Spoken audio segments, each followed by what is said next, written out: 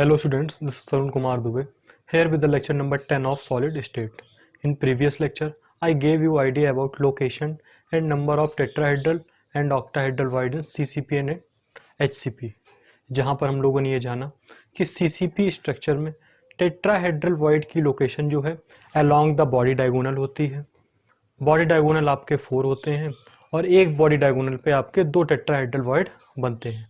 तो total number of tetrahedral void equal to 8 हो गए वहाँ पर। और सीसीपी में हम लोग जानते हैं कि टोटल नंबर ऑफ एटम कितने होते हैं, 4 होते हैं। तो वहाँ से एक रिलेशन भी निकाल लिया कि अगर आपके n एटम है तो नंबर ऑफ टेट्राहेड्रल वॉइड कितने हो जाएंगे, 2n हो जाएंगे। सिमिलरली जब हम लोगों ने ऑक्टाहेड्रल वॉइड की बात की तो उनकी लोकेशन बॉडी के सेंटर पे थी और एजेस के सेंटर पे थी। बॉडी सेंटर वाले का कंट्रीब्यूशन 1 था, एज सेंटर वाले कंट्रीब्यूशन 1/4 था। 12 बाई सेंटर से कितना हो गया, 12 मल्टीप्लाइड बाई 1/4 इक्वल टू 3। तो 1 + 3 कितना हो गया, 4 एटम्स। 4 एटम्स जो थे आपके वो 4 ऑक्टाहेड्रल वॉइड आ गए किसमें, सीसीपी में। नंबर ऑफ एटम्स कितने हैं, 4। तो एक रिलेशन और निकाल लिया कि अगर n एटम है तो ऑक्टाहेड्रल वॉइड कितने होंगे, n होंगे। सिमिलरली हम लोगों ने एचसीपी में भी इसी चीज को डिस्कस किया था। आज का जो अपना लेक्चर है वो है स्ट्रक्चर ऑफ आयनिक कंपाउंड्स। हम आपको प्रीवियस अगर जहां पर हम लोगों ने क्रिस्टलाइन सॉलिड को डिवाइड किया था वहां पर बताएं तो हमने वहां पर आपको ये बताया था कि क्रिस्टलाइन सॉलिड जो है वो बेसिकली 4 टाइप के थे। और उनमें से हमने आपको वहीं पर ये बताई थी चीज़ कि हमको इस चैप्टर में फर्दर मेटेलिक सॉलिड का और आयनिक सॉलिड की स्टडी करनी है। मेटेलिक सॉलिड की स्टडी जो है हम लोग लेक्चर नंबर 8 तक कंप्लीट लगभग कर चुके थे, क्योंकि लेक्चर नंबर 8 में हम लोगों ने क्लोज पैकिंग खत्म की थी और जहां पर ये जान लिया था कि सबसे इफिशियंट पैकिंग सीसीपी है और एचसीपी है और मोस्ट ऑफ द मेटल्स और एलिमेंट बोल सकते हैं इसी पैकिंग में रहना चाहेंगे। ठीक है, तो इसका अगर एग्जाम्पल भी आपको दे दें तो सीसीपी में आपका एग्जाम्पल है एजी के पार्टिकल्स, गोल्ड और सिल्वर दोनों के पार्टिकल्स। और एचसीपी का एग्जाम्पल है मैग्नीशियम और जिंक। ठीक है, तो वहां तक हम लोगों ने मेटेलिक सॉलिड वाला पार्ट खत्म कर दिया। लेक्चर नंबर 9 जो वीडियो था वो मेटेलिक सॉलिड से आयनिक सॉलिड की स्टडी के बीच का एक ब्रिज टाइप का है। ठीक है, क्योंकि मेटेलिक सॉलिड कैसे होते हैं, वहां पर एक ही टाइप के कॉन्स्टिट्यूएंट पार्टिकल्स होते हैं। तो या तो वो कॉन्स्टिट्यूएंट पार्टिकल्स डिजायर्ड में से किसी भी ज्योमेट्री में आ सकते हैं, सीसीपी एचसीपी किसी टाइप की पैकिंग आपकी कर सकते हैं। लेकिन यहाँ पर क्या है कि 2 टाइप के कॉन्स्टिट्यूएंट पार्टिकल्स होने वाले हैं, एक कैटायन होगा और एक एनायन रहने वाला है। उनमें से क्या होने वाला है कि एक तो आपका मेन साइड को ऑक्यूपाई करेगा, अगर सीसीपी में बोल दिया तो फेस, सेंटर और कॉर्नर को ऑक्यूपाई कर लेगा, और उनसे जो वॉइड बनेंगे उनमें आपका दूसरा वाला जाके बैठ जाएगा। तो इसलिए जो वॉइड्स की लोकेशन की नॉलेज होना हमको स्ट्रक्चर ऑफ आयनिक कंपाउंड के लिए बहुत ही जरूरी है। आज हम लोग जो topic structure of ionic compound discuss करने वाले हैं उससे पहले कुछ इंपॉर्टेंट पॉइंट्स आपको लिखाने जरूरी हैं उस चैप्टर उस टॉपिक में जाने से पहले। सबसे पहले हम लोग इंपॉर्टेंट पॉइंट को डिस्कस करते हैं, फिर हम लोग स्ट्रक्चर ऑफ आयनिक कंपाउंड्स की तरफ बढ़ जाएंगे। तो इंपॉर्टेंट पॉइंट देख लेते हैं हम लोग।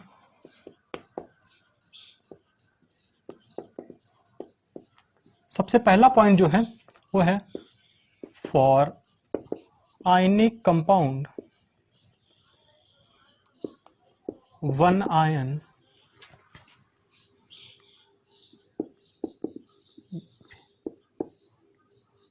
obtain main side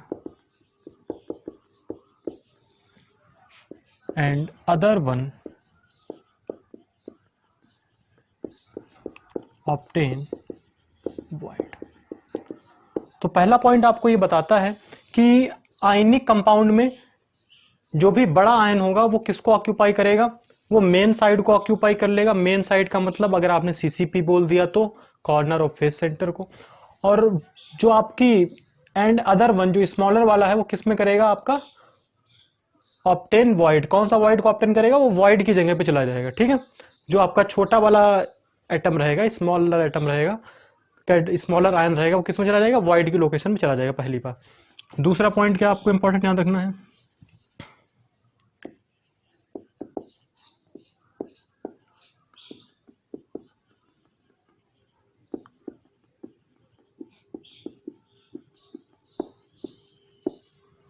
cations are usually smaller than anions. इसका मतलब क्या होगा?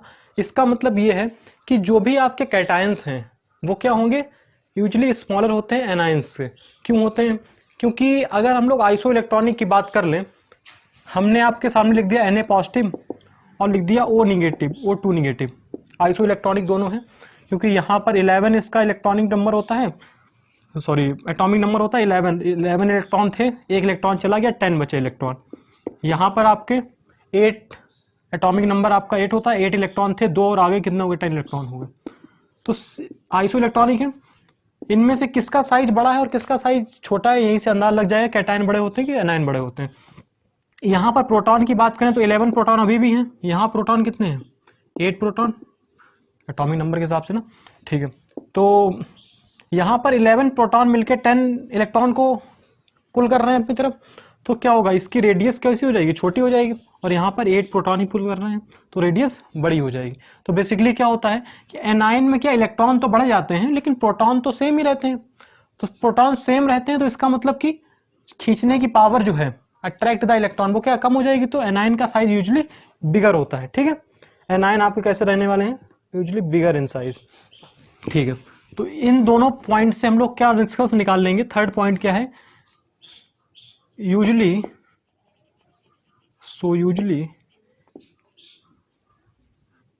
anion occupied main side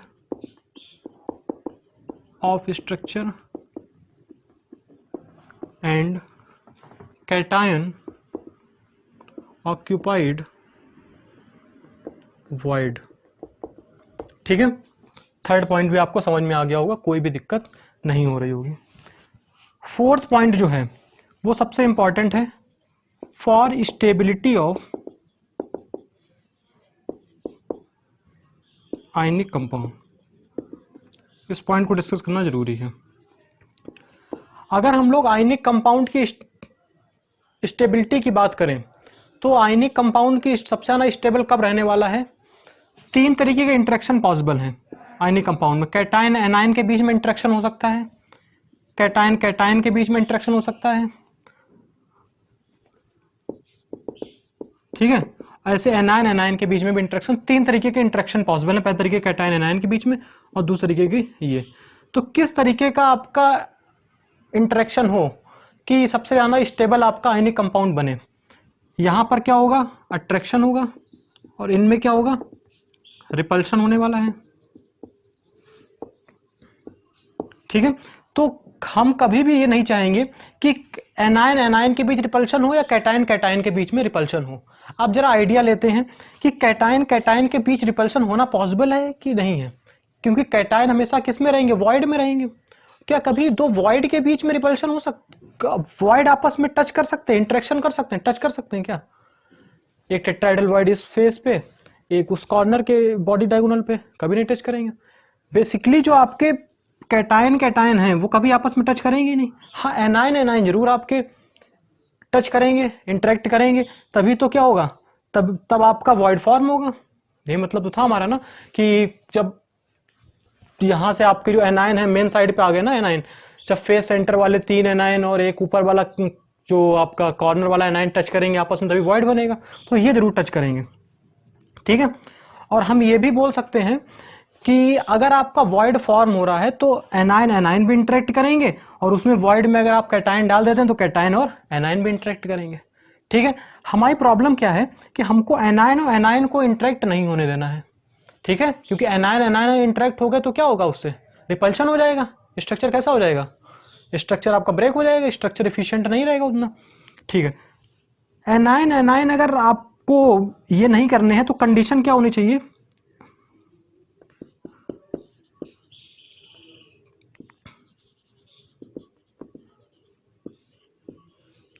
अब जरा इस वर्ड का मतलब समझिएगा। एनायन एनायन आपस में जब इंटरेक्ट करेंगे तो आइडियल कंडीशन कैसे होगी? यहां पे हम लोग क्या करने वाले हैं कि एक चीज को इंट्रोड्यूस करते हैं जो आपकी प्रीवियस लेक्चर की चीज है, ठीक है। उसको यहां पे इंट्रोड्यूस करते हैं। प्रीवियस लेक्चर में हम लोगों ने क्या पढ़ा? एक वर्ड पढ़ा था जहां पे हम लोगों ने वॉइड को डिस्कस किया था, तो वहां पर small r upon capital R का एक रेशियो निकाला था, ध्यान करिए, स्मॉल आर क्या था कि जो वॉइड में जो एटम है वो कितने रेडियस का फिट हो सकता है, radius of atom in void. और ये क्या था, जो मेन साइड के एटम उनकी रेडियस, मेन साइड के एटम की रेडियस थी। तो वहां से हमको क्या आइडिया मिलने वाला है कि अगर हम बात कर लें ट्रायंगुलर वॉइड की, सपोज करिए हमने बात कर ली ट्रायंगुलर वॉइड की, तो 0.225 आपका ये 0.225 क्यों 0.155 ये आपका ये रेशियो आया था। इसका मतलब क्या था कि 3 मेन साइड के एटम के बीच में इतने साइज का एटम जो है, इतने जो रेडियस का एटम था उससे हम लोग यहाँ से निकाल सकते थे इतने साइज का कैटायन जो है वो बेसिकली फिट हो जाएगा पूरे तरीके से। अब हमको क्या करना है, अब हमको बेसिकली करना ये है कि इनके बीच का इंटरेक्शन को, एनायन एनायन के बीच के इंटरेक्शन को हटाना है। एनायन एनायन के बीच का इंटरेक्शन कब होने वाला है, जब आइडियल कंडीशन बिल्कुल होगी, 1 पॉइंट मतलब जितना ट्रायंगुलर का होना चाहिए उतना ही बिल्कुल अगर आपका रेशियो आ गया तो एनायन एनायन भी कांटेक्ट में, कैटायन एनायन में कांटेक्ट में। अगर हम क्या करते हैं, ये रेशियो किस तरीके से यहाँ से बढ़ जाता है, अगर 1.55 से ग्रेटर होता चला जाता है, ठीक है, बढ़ता चला जाता है, ग्रेटर हो जाता है, तो उससे क्या होने वाला है, मतलब कि किसी तरीके से ये जो बीच में आपका एटम रखा हुआ है, ठीक है, जो बीच में एटम आपका रखा हुआ है कैटायन, उसकी रेडियस बढ़ रही होगी। जब उसकी रेडियस बढ़ेगी तो क्या हो जाएगा, कुछ ये कंडीशन बन जाएगी थोड़ी देर बाद। अगर हम लोग ने क्या किया कि इसकी रेडियस बढ़ा दी, ये रेडियस क्यों बढ़ी, क्योंकि इसका रेशियो बढ़ गया, ठीक है, तो क्या हो सकता है कि एनायन और एनायन का कांटेक्ट जो है वो आपस में ब्रेक हो जाएगा, नहीं रहेंगे आपस में, और अपना स्ट्रक्चर भी कैसा होने वाला है, इफिशियंट होने वाला है। तो यहाँ से हमको आइडिया इस बात में मिल गया है कि फॉर स्टेबिलिटी, यहाँ पे लिख लेंगे for stability of ionic compound only cation anion interaction is permissible. For doing that,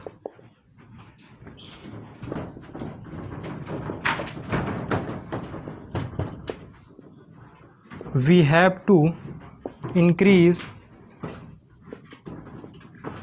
the size of cation. ठीक है, इस बात का आइडिया आपको लग गया है, ठीक है। अब क्या करेंगे, अब यहाँ से थोड़ी कहानी को और आगे बढ़ाते हैं, 5th नोट पॉइंट लगाते हैं, जो कि अपना आज का टॉपिक का सबसे इंपॉर्टेंट पॉइंट आने वाला है, वो है रेडियस रेशियो करके एक वर्ड। क्या वर्ड है, रेडियस रेशियो, ठीक है। उस वर्ड को देखते हैं तो और अच्छे से आपको समझ में आएगा।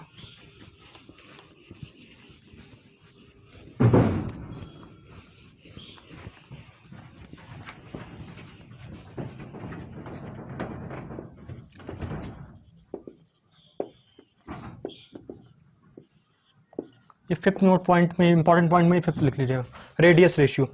What is the mean of radius ratio, ठीक है, पहले वो लिख देते हैं, ratio of radius of cation and radius of anion is known as radius ratio, ठीक है। क्या मतलब है कि रेडियस रेशियो जो है आपका वो R प्लस मतलब कैटायन और R माइनस का रेशियो है, RC भी लिख सकते हो, RA भी लिख सकते हो, ये रिप्रेजेंटेशन होगा किसका, रेडियस रेशियो का। ये क्या मतलब देने वाला है, आइडिया देने वाला है। अगर हम ये बोले कि रेडियस रेशियो हम लोग ऑलरेडी पता है, हम लोगों को रेडियस रेशियो क्यों पता है, क्योंकि RC क्या है, नथिंग बट स्मॉल r, कितने का एटम फिट हो सकता है, और ये क्या है कैपिटल R, एनायन क्यों मेन साइड में है, ये तो पता ही है ना। इस हिसाब से हम क्या करेंगे, एक चार्ट टाइप का बना लेते हैं, उस चार्ट से आपको आइडिया लगेगा रेडियस रेशियो क्या है। यहां पर रेडियस रेशियो लिखेंगे, कितना है रेडियस रेशियो, ठीक है। यहां पर हम लोग टाइप ऑफ वॉइड लिखने वाले हैं। बेसिकली जो रेडियस रेशियो है, हम लोग क्या करने वाले हैं, कैटायन और एनायन दोनों की रेडियस तो पता होती है, उन दोनों का रेडियस का रेशियो ले लेंगे।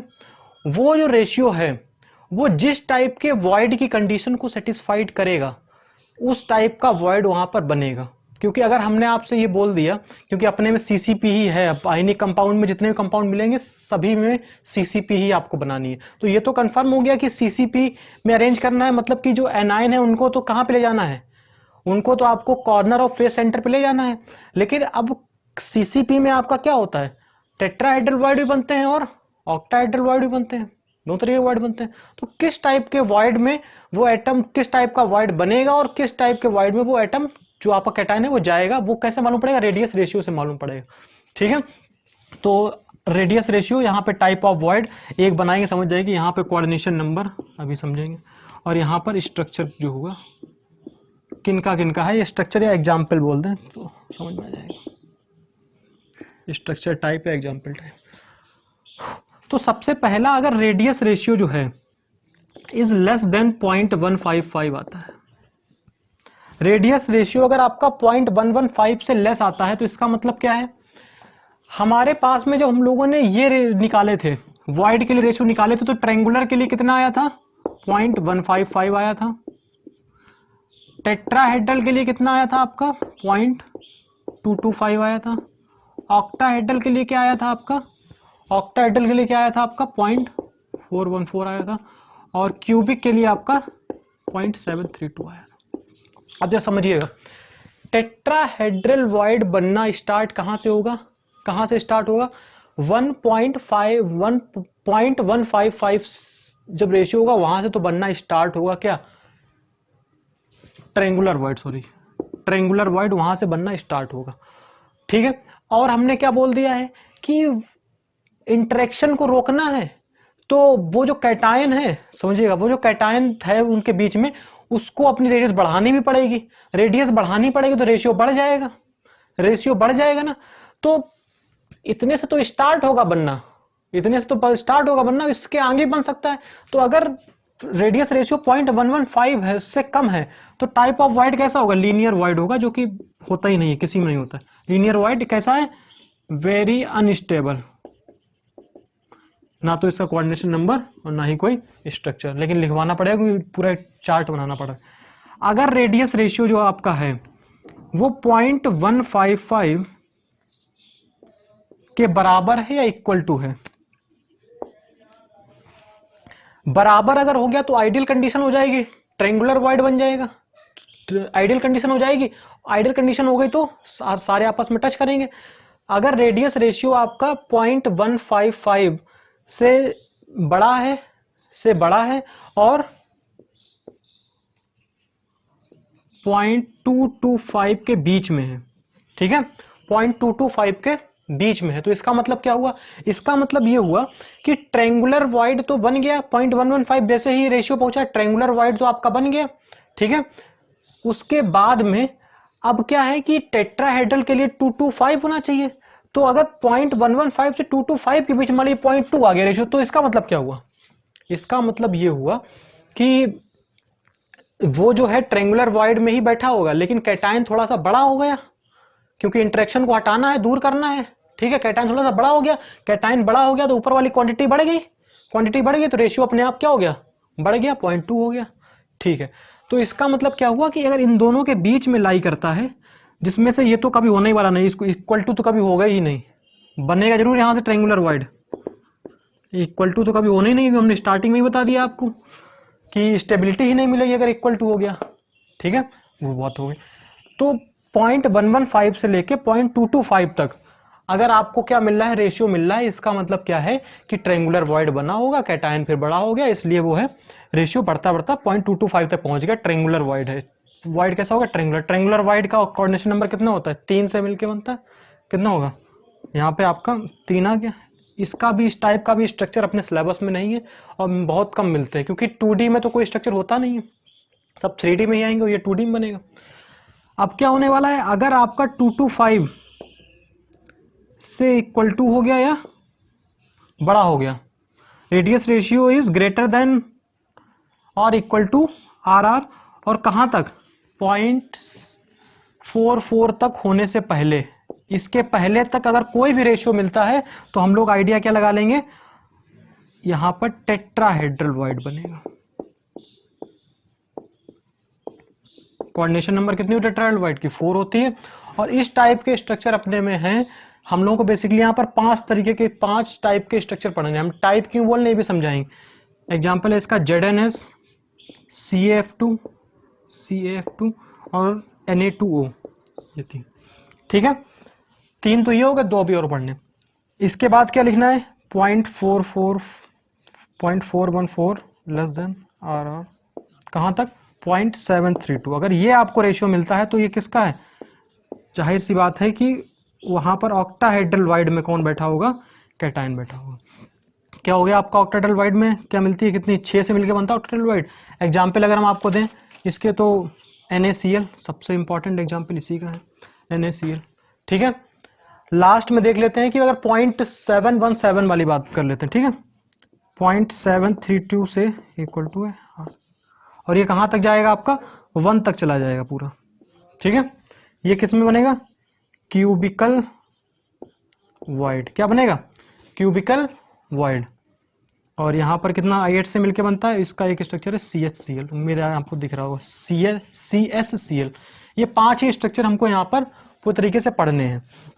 तो रेडियस रेशियो क्या है? कैटायन और एनायन का रेशियो है। क्या बताएगा कि रेडियस रेशियो हमको? तो अगर रेडियस रेशियो हमको क्या बताएगा? इट गिव्स द, वहीं पे चाहे तो एक लाइन बढ़ा लीजिएगा, it gives the idea about type of void form. ठीक है, कौन से टाइप का वॉइड आपका फॉर्म हो रहा है? CCP मान लीजिए, हमने बता दिया कि सभी में CCP मेन साइड तो CCP ही रहने वाली है, लेकिन वॉइड भी कौन सा है? तो आपको, अगर आपको ये दे दिया कि NaCl का स्ट्रक्चर बनाइए, तो आपको Na का क्या पता है? Na की रेडियस तो पता है, Cl की भी क्या पता है? रेडियस तो पता है। दोनों की रेडियस का रेशियो ले लीजिए। उसका रेडियस रेशियो अगर आपका जिस में भी लाई कर रहा, मान लीजिए इन दोनों के बीच में कहीं लाई कर रहा, तो वो टेट्राहेड्रल वॉइड बनेगा। टेट्राहेड्रल वॉइड बनेगा और वहां पर जाकर बीच में मान लो यहाँ पे लाई कर रहा होगा, NaCl को यहाँ पे लाई करेगा, तो ऑक्टाहेड्रल वॉइड में जाके क्या बैठ जाएंगे? कैटायन बैठ जाएंगे। एक क्वेश्चन और बन सकता है कि अगर मान लीजिए कि 1 से बड़ा हो गया रेशियो, तो क्या कर देंगे? अच्छा, 1 से बड़ा हो गया, इसका मतलब क्या हो गया कि R जो है कैटायन की बड़ी हो गई और इसके एनायन की छोटी हो गई, तो फिर हम लोग रिवर्स कर देंगे। फिर वॉइड में किसको बैठाल देंगे? एनायन को बैठाल देंगे, और वहां पर क्या बैठ जाएगा? कैटायन बैठ जाएगा। तो उम्मीद है आपको रेडियस रेशियो का आइडिया लग गया होगा कि रेडियस रेशियो हमको क्यों पढ़ना है, क्योंकि रेडियस रेशियो से ही आपको मालूम पड़ने वाला है कि ये किस स्ट्रक्चर के टाइप का होने वाला है। ये जो है वहां पर जो आपका कैटायन है वो कहां पर बैठेगा, किस टाइप के वॉइड में बैठने वाला है। ठीक है, जितने भी स्ट्रक्चर हैं आयनिक कंपाउंड्स के, मोस्ट ऑफ द स्ट्रक्चर जो है वो इन्हीं के बीच, इन्हीं टाइप के होते हैं। ये 5 टाइप के ही होते हैं, इसीलिए हमने ये 5 टाइप के पढ़े। क्यों 5 टाइप के होते हैं? जैसे ही आपको कोई क्वेश्चन दे, ठीक है, एक क्वेश्चन मान लीजिए आपको दे दिया, उसमें एक कैटायन रेडियस दे दी और एक एनायन रेडियस दे दी, दोनों का रेशियो निकालिए। दोनों का रेडियस रेशियो निकालने के बाद में जिसके भी बीच में लाई गए, मान लीजिए कि उसका जो आया उसके हिसाब से ऑक्टाहेड्रल वॉइड आया, ठीक है, आप तुरंत उसमें लिख सकते हैं NaCl टाइप स्ट्रक्चर। ठीक है, NaCl टाइप स्ट्रक्चर, ये 5 पढ़ लेंगे डिटेल में।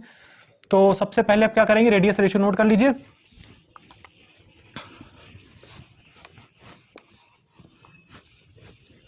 अब हम लोग अपना टॉपिक जो है वो स्टार्ट कर देते हैं आज का। वैसे तो सब कुछ बता ही दिया है, सब कुछ का मतलब स्टार्टिंग का जो कुछ था बता दिया। अब अपना जो मेन है स्ट्रक्चर ऑफ आयनिक कंपाउंड,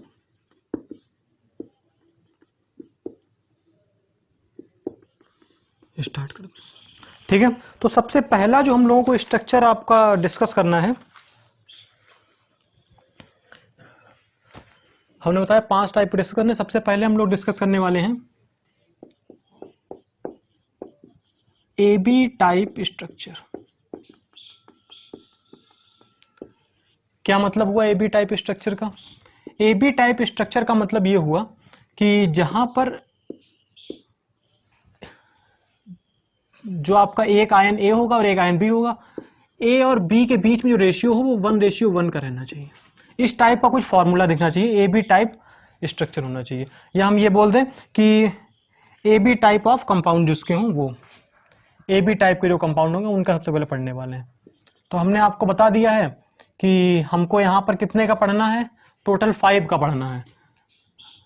सबसे पहले हम लोगों ने जो टेट्राहेड्रल वॉइड में पढ़े थे वो 5 का पढ़ना है। कौन कौन से 5 पढ़ना है? NaCl, ZnS और CsCl। ये 3 तो यहाँ पर आ जाएंगे क्योंकि इन तीनों में क्या है, Na और Cl के बीच रेशियो 1:1, Zn और S के बीच रेशियो 1:1, Cs और Cl के बीच रेशियो 1:1। ये 3 तो यहाँ पर पढ़ने वाले हैं। और उसके बाद Na2O और CaF2, ये हम लोग अगली वाली हेडिंग में पढ़ लेंगे। ठीक है, तो सबसे पहले हम लोग स्टार्ट कर रहे हैं AB टाइप कंपाउंड। एग्जाम्पल यहीं पे लिख लेते हैं। AB टाइप कंपाउंड से मेरा मतलब क्या क्या है, यहाँ पर NaCl, CsCl और ZnS। सबसे पहली हेडिंग है NaCl स्ट्रक्चर। NaCl स्ट्रक्चर का नाम क्या होता है? एक नाम इसका होता है हैलाइट स्ट्रक्चर। क्या होता है? हैलाइट स्ट्रक्चर, ये कम फेमस है। और जो दूसरा नाम होता है वो होता है रॉक साल्ट स्ट्रक्चर। ये अक्सर पूछा जाता है, रॉक साल्ट स्ट्रक्चर, इंपॉर्टेंट है, रॉक साल्ट स्ट्रक्चर। किसी भी स्ट्रक्चर को हम लोग बेसिकली 5 पॉइंट्स में पढ़ने वाले हैं। 5 पॉइंट्स कौन से पढ़ने वाले हैं? 5 पॉइंट ही उनके याद रखने हैं आपको। कौन कौन से पॉइंट है? सबसे पहला पॉइंट जो हम आपको बता रहे हैं वो देखिए। सबसे पहले आपको एक्सपेरिमेंट से क्या मालूम है चीज? आपको एक्सपेरिमेंट से रेडियस पता है Na पॉजिटिव की और रेडियस पता है Cl निगेटिव की। तो हम लोग क्या करेंगे, एक्सपेरिमेंट से हमको R पॉजिटिव पता है और Cl निगेटिव पता है। इन दोनों का जो रेशियो आने वाला है, इनको, क्योंकि ये दोनों तो नोन होंगे रेडियस, एक्सपेरिमेंट से ये दोनों नोन है चीजें, रेडियस तो पता ही होती है ना, इतना निकाल ही लेते हो, ये क्वेश्चन उसका भी बन जाएगा फिर, ये तो इतना निकाल लेते हो। ठीक है, तो ये तो आपको दिया भी जाएगा क्वेश्चन में, कोई दिक्कत की बात नहीं। इनके केस में जो आपको सबसे पहली चीज याद रखनी है, वो इनका जो रेशियो होता है वो होता है 0.52। जैसे ही 0.52 हमने बोला तो आपको तुरंत आ जाना चाहिए कि यहाँ पर जो कैटायन है वो किस टाइप के उसमें है। यहाँ पर जो कैटायन है वो ऑक्टाहेड्रल वॉइड में रहने वाला है। किस टाइप का वॉइड बनेगा? ऑक्टाहेड्रल वॉइड, क्योंकि ऑक्टाहेड्रल वॉइड के लिए कहाँ से कहाँ तक था? 0.414 से 0.732 तक। सबसे पहली चीज आपको ये याद रखनी है। इसका मतलब हम ये बोल सकते हैं कि हेंस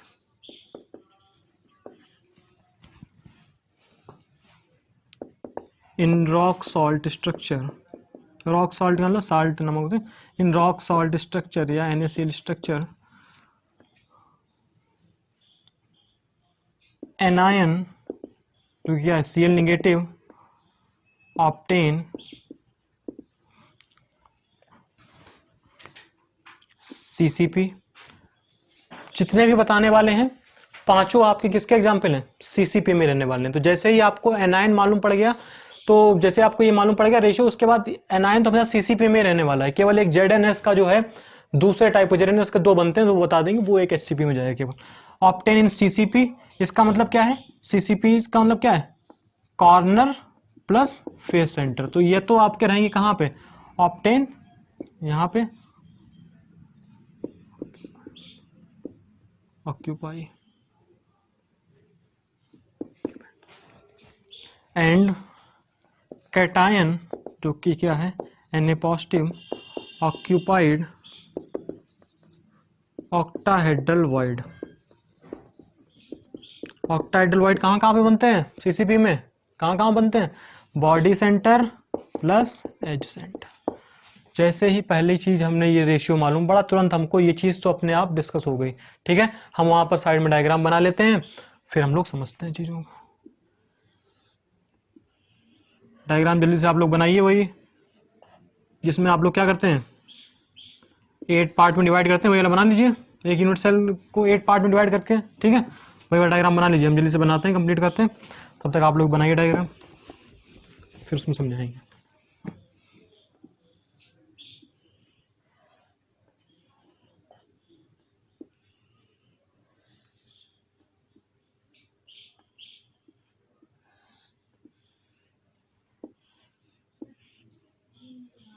ठीक है, क्या करना है, इसके 8 पार्ट करने, जल्दी से करिए। 1 2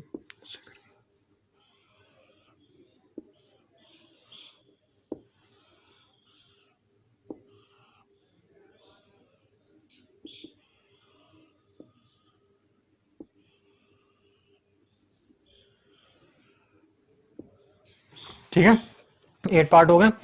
अब ये NaCl का बना रहे हैं हम लोग, तो एनायन को कहाँ पे रखने, एनायन को हम लोग दिखा रहे हैं कॉर्नर पे, ये Cl निगेटिव रखा है, ठीक है, Cl निगेटिव कॉर्नर,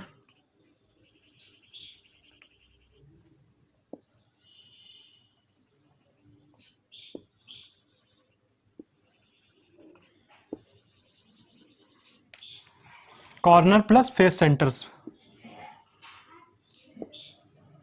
ये डाउन वाले का, लेफ्ट वाले का, फ्रंट वाले का, बैक वाले, ठीक है। तो Cl निगेटिव दिखा दिए।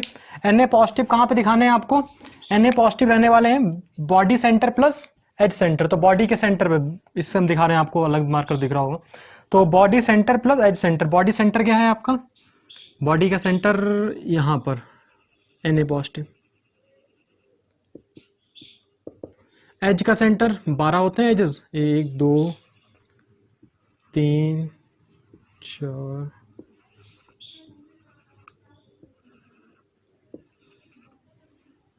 नीचे वाले 4 एजेस।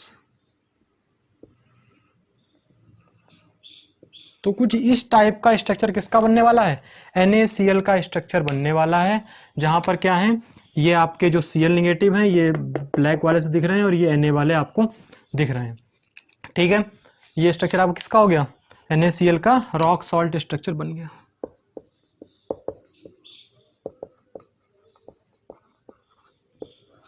पहला पॉइंट यही डिस्कस करना है। जितने भी कंपाउंड पढ़ने वाले हैं, जितने भी पांचों टाइप के पढ़ने वाले हैं, पांचों को इन्हीं हेडिंग्स के अंदर हम लोग पढ़ने वाले हैं। सेकेंड पॉइंट डिस्कस करने वाले हैं वो है नंबर ऑफ, सेकेंड पॉइंट जो डिस्कस करने वाले हैं नंबर ऑफ आयंस निकालने वाले हैं।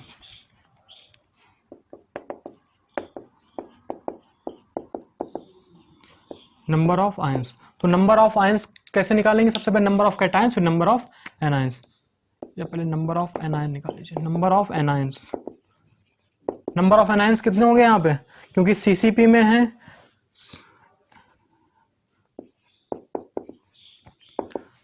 तो कहाँ कहाँ पे है, 8 तो कॉर्नर पे है, कंट्रीब्यूशन 1/8, और फेस सेंटर पे 6 है, contribution 1/2, when we solve it it is 4, ठीक है। नंबर ऑफ जो आपके Na पॉजिटिव आयन कितने हो गए, ऑक्टाहेड्रल वॉइड में है, कहाँ कहाँ पे है, बॉडी सेंटर पे 1 है पूरा पूरा कंट्रीब्यूशन, और 12 आपके कहाँ पे ऑक्टाहेड्रल वॉइड बने हैं, एज सेंटर पे, तो अपने यूनिट सेल में कितना आएगा उसका पार्ट 1/4, एज सेंटर वाले सॉल्व करेंगे तो 4 आने वाला, ठीक है। यहाँ से आपको साफ दिख रहा है कि नंबर ऑफ आयन जैसे आप निकाल लेंगे तो फॉर्मूला निकाल सकते हैं। फॉर्मूला कितना हो जाएगा, Na के 4 NaCl आएगा, ठीक है फॉर्मूला, और जो 4 कॉमन चला गया ना, Na4Cl4 था, 4 कॉमन चला गया, उसको हम लोग क्या बनेंगे, फॉर्मूला यूनिट यहाँ पर कितनी है, फॉर्मूला यूनिट है यहाँ पर 4, ठीक है, इसी हम लोग जेड भी बोलते हैं, फॉर्मूला यूनिट, यहाँ पर जेड का मतलब ये होता है, ठीक है, formula unit per unit cell. तो ये कितनी हो गई आपकी, 4 हो गई। 4 क्यों हो गई, क्योंकि अब Na4Cl4 फॉर्मूला आया था, फिर हम लोगों ने 4 कॉमन ले लिया, तो फॉर्मूला आपका मिनिमम रेशियो, जो मिनिमम आपका रेशियो होता है उसी के हिसाब से लिखा जाता है। सेकंड पॉइंट डिस्कस कर लिया, नंबर ऑफ आयंस, हर बार यही करने वाले हैं, इसी हेडिंग्स के अंदर पढ़ेंगे हर बार। चौथी चीज हम लोग जो इसमें थर्ड चीज हम लोग डिस्कस करने वाले हैं वो है एज लेंथ।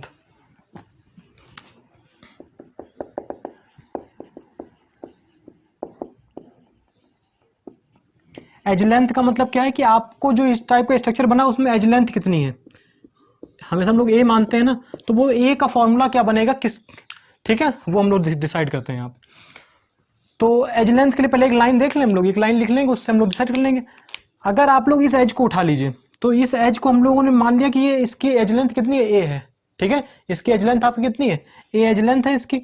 जब इसकी एज लेंथ ए है तो हम ये बोल सकते हैं कि ये जो आपका रखा होगा इसका पूरा रेडियस लगेगा, तो ये बोल रहे 2r Na positive, 2r Na positive, यहां से इसका Cl, इसका केवल रेडियस आएगी आधी, तो RCl निगेटिव इधर से, RCl निगेटिव इधर से, क्योंकि टच तो कर रहा हूँ ना आपस में, एनायन जो कैटायन है वो तो एनायन के साथ टच कर रहा होगा, तो हम ये लिख दें यहाँ पर एक लाइन,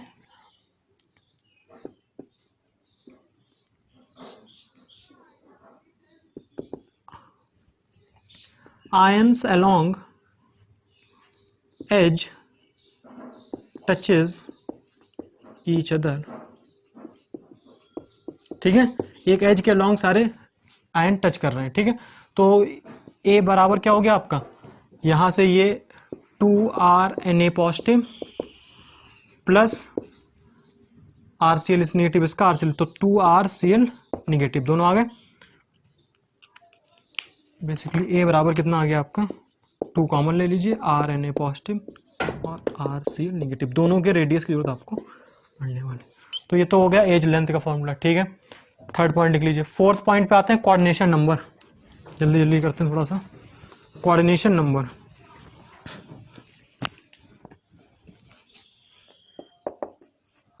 कोऑर्डिनेशन नंबर किसके लिखने वाले हैं, number, coordination number of anion, sorry सबसे पहले कैटायन लिख लेते हैं, Na पॉजिटिव। अच्छा एक बात याद रखिएगा कि coordination number of Na positive जो होगी, ठीक है, वो क्या होने वाली है, number of Cl negative touches, क्योंकि कैटायन जो है वो हमेशा किसको टच करेगा, एनायन को ही टच करेगा आयनिक कंपाउंड में। और अगर coordination number of Cl negative बोल दें तो number of Na positive touches. ठीक है, ये बात याद हो। तो यहां पर कितने, जाहिर सी बात है कि कैटायन की कभी भी आपको कोऑर्डिनेशन नंबर निकालने की जरूरत ही नहीं पड़ेगी।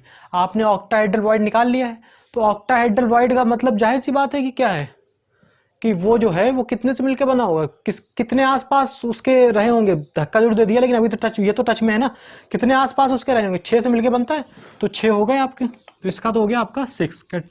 कोऑर्डिनेशन नंबर ऑफ Na कितने हो गए आपके, 6 हो गए। कोई भी एक उठा के देख भी लीजिए तो आपको 6 ही मिलने वाले हैं। ये उठा लीजिए, ये वाला टच में होगा, ये वाला होगा, ये वाला, एक ऊपर से और एक नीचे से, कोई भी आप उठा के देख लीजिए। ये वाला देख लीजिए, 2, एक ये वाले, एक ये वाले, 3 ऐसे ही उधर वाले यूनिट सेल में, 6 मिलने वाला है। Number of Na positive touches, ये coordination number of Cl negative कितनी रहने वाली है, Cl निगेटिव आपका कहाँ पर है, Cl निगेटिव आपका ये है कॉर्नर पे है। ठीक है, यहां से जरा देख लेते हैं इसको। ठीक, कौन ये Cl निगेटिव जो है a/2 डिस्टेंस पे ये है। अब a/2 डिस्टेंस पे कितने पॉइंट हो सकते हैं, तो ये आपको ये दिख रहा होगा, एक नीचे भी दिख रहा है, 3 यहाँ पे दिख रहे हैं और 3 ऐसे ही, इधर है तो इधर भी होगा, इधर है तो ऊपर भी होगा। बताया भी था कि a/2 डिस्टेंस पे कितने पॉइंट ले सकते हैं आप लोग, एक एक्सेस के लॉन्ग 6 पॉइंट ही ले सकते हो, वहां से भी निकाल सकते हो, तो 6 हो गया। इसको बेसिकली लिखा ऐसे जाता है कि coordination number of NaCl structure is 6:6, ऐसे लिखते हैं। यहाँ पहले कैटायन का फिर एनायन का, इसी फॉर्म में लिखा जाता है 6:6। तो यहाँ तक कोई दिक्कत नहीं है। फोर्थ पॉइंट क्या है, फिफ्थ पॉइंट क्या है, बेसिकली फिफ्थ पॉइंट बड़ा ही आसान सा है कि कौन कौन से, हमने बताया कि ज्यादातर आयनिक कंपाउंड जो है वो इन्हीं 5 स्ट्रक्चर को फॉलो करने वाले, इसलिए हम लोग ये 5 ही बेसिक टाइप के स्ट्रक्चर पढ़ते हैं। तो जो आपका फिफ्थ पॉइंट है वो क्या है कि other example, NaCl type structure के अदर एग्जाम्पल क्या है। ठीक है, तो अदर एग्जाम्पल आपका हो गया K positive, KCl, RbCl, FeO, MgO, EtC, ये एग्जाम्पल आप लोग लिख लीजिएगा। ठीक है, तो उम्मीद है आपको यहाँ तक चीज़ें आसानी से समझ में आ गई होंगी, कोई दिक्कत की बात यहाँ तक नहीं है। दूसरा हम लोग डिस्कस करें CsCl। ठीक है, जल्दी से अब चीज़ें आपको समझ में आनी चाहिए। 5 पॉइंट डिस्कस करने इसमें भी, कौन कौन, सबसे पहले एक्सपेरिमेंट के हिसाब से आपको रेशियो निकाल लेना है। रेशियो जैसे निकाल लेंगे तो हमको ये मालूम पड़ जाएगा कि कैसे करके कहाँ पे क्या रहने वाला है, तुरंत स्ट्रक्चर बना लेंगे। उसके बाद में हम लोग क्या करने वाले, स्ट्रक्चर बनने के बाद में हम लोग क्या करने वाले हैं, सेकेंड पॉइंट डिस्कस करने वाले हैं। सेकेंड पॉइंट में हम लोगों को क्या बता देना है, सेकेंड पॉइंट में हम लोगों को ये बता देना है कि फॉर्मूला जिसका क्या है तो उसके नंबर ऑफ आयंस निकाल लेने। थर्ड में आपको एज लेंथ, फोर्थ में कोऑर्डिनेशन नंबर, लास्ट में कुछ example. CsCl type structure, CsCl structure.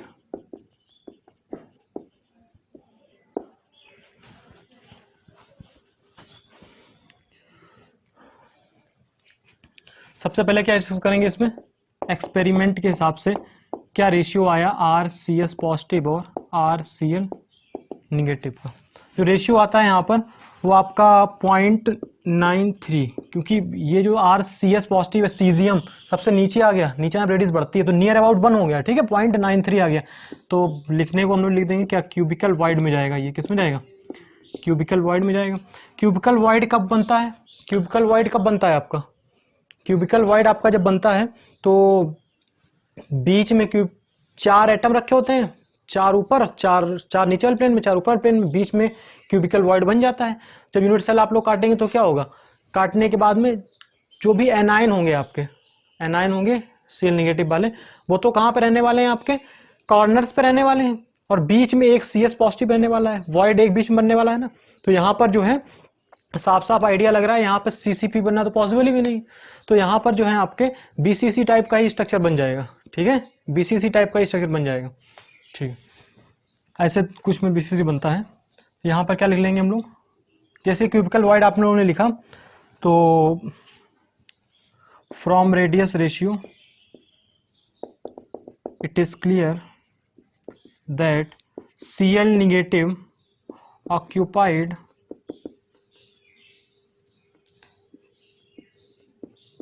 Corner, corner को ऑक्यूपाई करेंगे, क्योंकि जब बनेगा आपका स्ट्रक्चर, हम आपको बना के दिखा देते हैं इधर पे,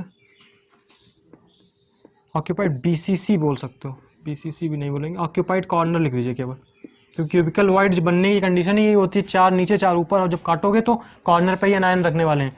occupied corner and CS positive occupied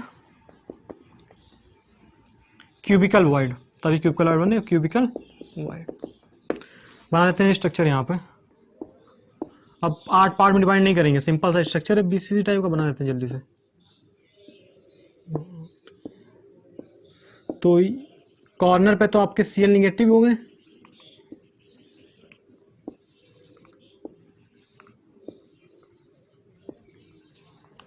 और बीच में आपका क्या हो गया, ये CS पॉजिटिव, और कॉर्नर पे तो आपके क्या है, कॉर्नर पे आपके Cl नेगेटिव, ये कुछ स्ट्रक्चर बन गया, ठीक है।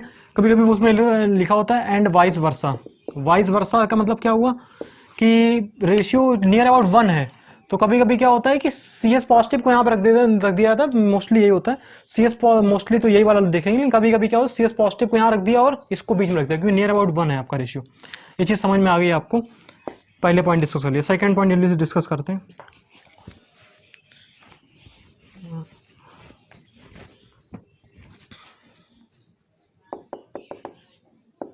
नंबर ऑफ, अब जल्दी करिए, ठीक है, नंबर ऑफ आयंस,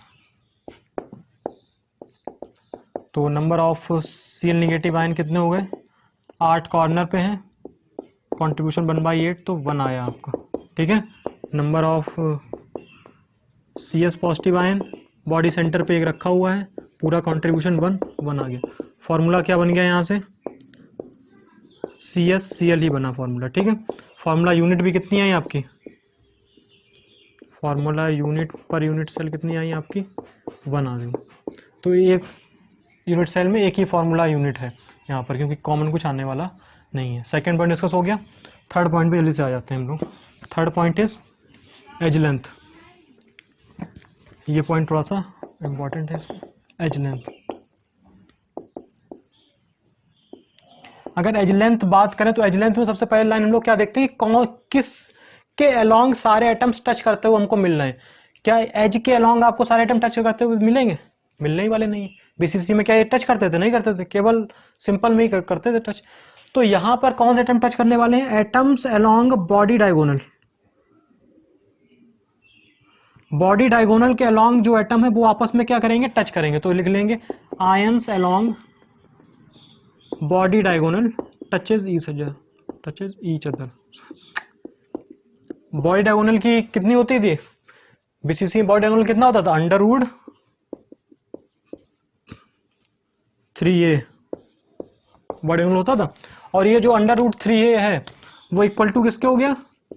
देखो यहां से RCl निगेटिव इसका 2RCS पॉजिटिव इसका, क्योंकि इसका पूरा गोला अंदर रखा है, ये इसकी रेडियस RCl निगेटिव, तो क्या हो गया 2RCS positive plus RCl negative plus RCl negative, इसका बराबर है, यहाँ से लिख लो √3a equal to 2RCS positive plus RCl negative, a equal to कितना हो गया 2/√3 RCS positive RCl negative.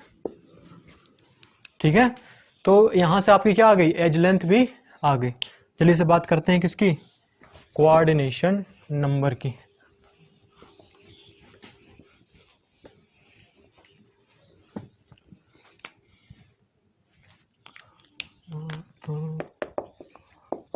Coordination number सबसे पहले कोऑर्डिनेशन नंबर ऑफ कैटायन लिखा करिए, क्योंकि उस हिसाब से रेशियो लिखना है। Coordination number of CS positive बीच में रखा हुआ कितना होता है, जैसे ही हमने रेडियस रेशियो वाला चार्ट बनाया था ना, वहां पर जो कोऑर्डिनेशन नंबर ऑफ वॉइड के सामने कोऑर्डिनेशन नंबर लिखा था, कैटायन का तो हमेशा वही रहने ही वाला है। ठीक है, तो coordination number of CS positive कितना होगा, 8 से मिलकर बनता है तो 8 हो गया। Coordination number of Cl negative कितना रहने वाला है, coordination number of Cl negative कितना रहने वाला है, Cl निगेटिव जो है वो कैसे रहेगा, ये जो कमरा है, ठीक है, अब समझिएगा 8 होते हैं ना, एक इधर भी एक उधर भी एक उधर, ऐसे लेके चलते हैं। तो या तो तुम्हें ऐसा देखना हो कि ये डिस्टेंस कितनी है, √3a/2, ये डिस्टेंस कितनी है, √3a/2 है, √3a/2 पे कितने पॉइंट ले सकते हैं, तो लिखाया था 8 पॉइंट ले सकते हैं, वैसे देखना वैसे देख लो, नहीं तो जो बगल में यूनिट सेल रखा होगा उसके स्पेयर से भी टच में रहेगा, इधर वाले से भी, इधर वाले तो नीचे 4 और ऊपर 4, तो Cl निगेटिव हमेशा कितने टच में रहेगा, 8 के साथ में टच में रहने वाला है, 8 CS पॉजिटिव के साथ में टच में रहने वाला। तो यहाँ से जो आपका वो आ गया, कितना हो गया 8, इस स्ट्रक्चर की जो आपकी कोऑर्डिनेशन नंबर है वो 8:8 है। और यहीं पे देख लेते हैं other example. Other example basically उसी ग्रुप के रहते हैं, तो अदर एग्जाम्पल भी हम लोग यहाँ पे CSBR, CSCl तो है, CSBR ही बस देखते हैं, यही फेमस। ठीक है, तो ये भी कंप्लीट हो गया। तो आज के लिए बेसिकली इतना ही रखते हैं, क्योंकि फिर ज़्यादा आपके लिए लंबी वीडियो हो जाएगी। हमने 2 स्ट्रक्चर को डिफाइन कर दिया, और आयनिक कंपाउंड जो आपके थे उनको कैसे उनका स्ट्रक्चर बनाना है पूरे सही से हमने आपको डिस्कस वो चीज़ें की। जो आपके 3 स्ट्रक्चर यहाँ पर बचे हैं, ZnS, Na2O और CF2, इनको हम लोग क्या करेंगे, नेक्स्ट वीडियो में डिस्कस कर लेंगे। और उसके बाद आपकी मोस्ट प्रॉब्ली एक वीडियो डिफेक्ट्स पे आएगी। हम लोग जो हैं वो चैप्टर के लास्ट में हैं, और 1-2 वीडियो मोस्टली आएंगी इसके बाद में, 2 वीडियो के बाद हम लोग इस चैप्टर को समराइज्ड कर देंगे पूरी तरीके से। अच्छा चैप्टर है, पढ़ते रहिए, और बोर्ड पॉइंट ऑफ व्यू से इम्पॉर्टेंट है ही आपका, और JEE पॉइंट ऑफ व्यू से बहुत ज़्यादा इंपॉर्टेंट चैप्टर है। ठीक है, thank you for watching the video.